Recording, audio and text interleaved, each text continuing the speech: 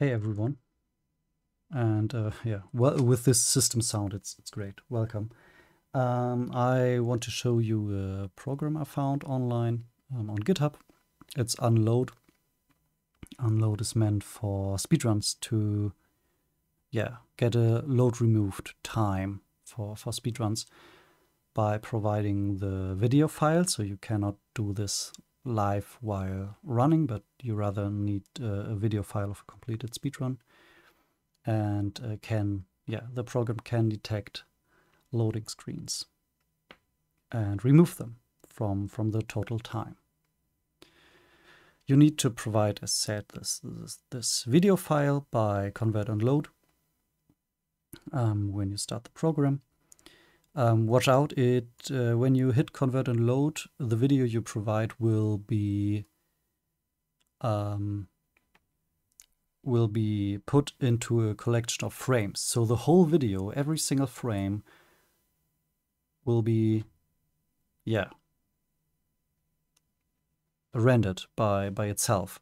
So this makes a pretty mess at your storage, and you need to delete it. So the frames will be put somewhere of your choosing. And for example, for a half an hour run, I got 7 gigs of data I should delete later. But for converting, you just choose a video file, select start and end time of the run inside the file. Important that you do not crop too narrow. So if you're not entirely sure where your run starts and ends, just add 5 seconds to that time and you're good. Reason for this is, of course, when you crop the video length, you will have fewer frames to render.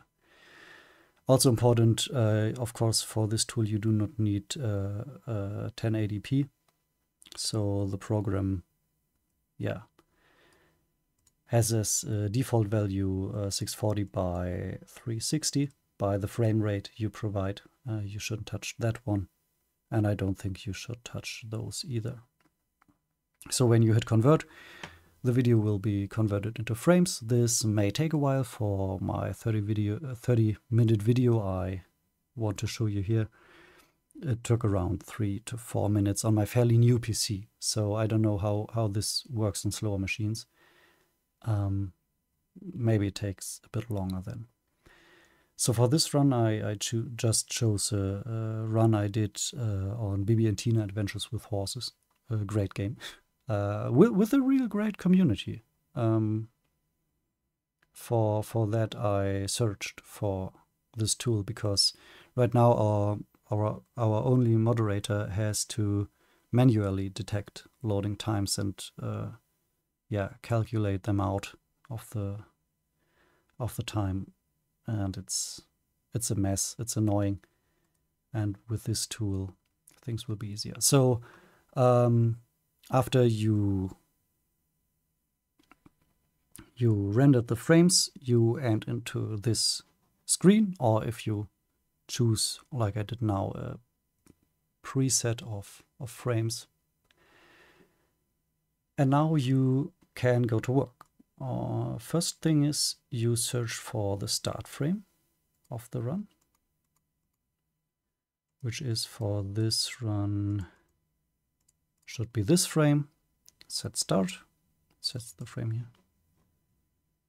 Doing the same for the end frame.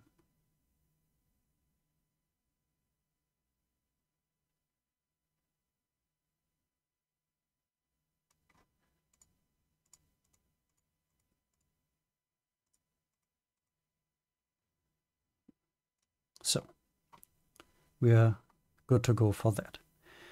Now we need to provide the loading screen frames. So for this game, we got a little bit of a problem. The problem is twofold. First, we got fading photos.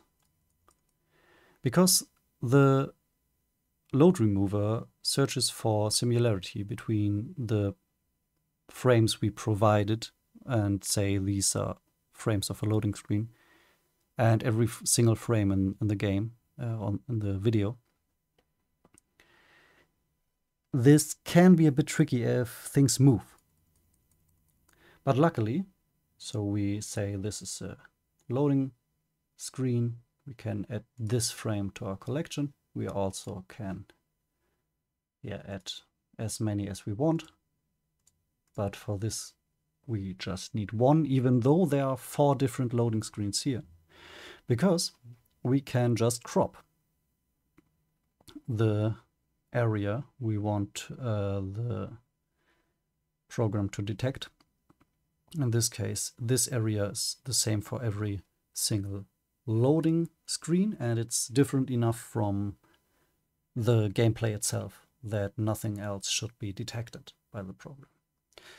When you provide more than one loading screen, the area which is cropped will always be the same. You can't say for loading screen version 1, I want you to check this area, and for loading screen version 2, I want you to choose to check this area. You always need the same area for every single version of your loading screens. So right now, because we only need this, which is the same for every loading screen, we can choose prepare frames. Right now it prepares those, which is a bit faster than converting the video into frames. And right now we can put the program to work. It will detect the loading frames and give us information. So these are all the loading screens the program detected.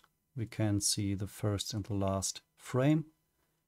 If this is too much of, or this is not, we see this is not a loading screen at all, we can delete it by hitting the minus.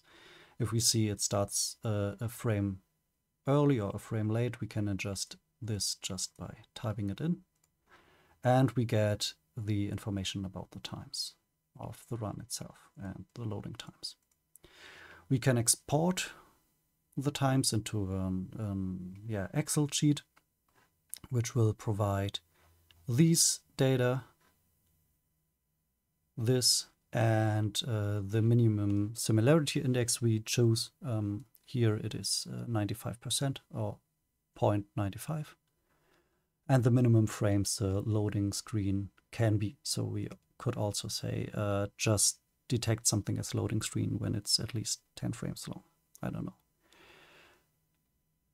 If we want to get sure that the program doesn't have detected too many loading times, or did a loading time too long or too short, we can open the load checking window, which will provide us with information for every single loading screen.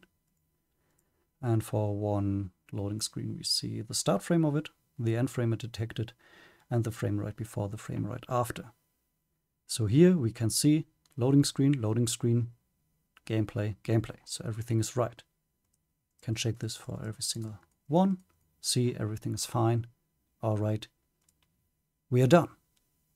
And now we know by the frame the time of our run, with and without loads. So again, this is not my piece of work. Please, all fame for this. I really like this tool. I think it's really clever, and even for me, who isn't that much into IT, it's very accessible.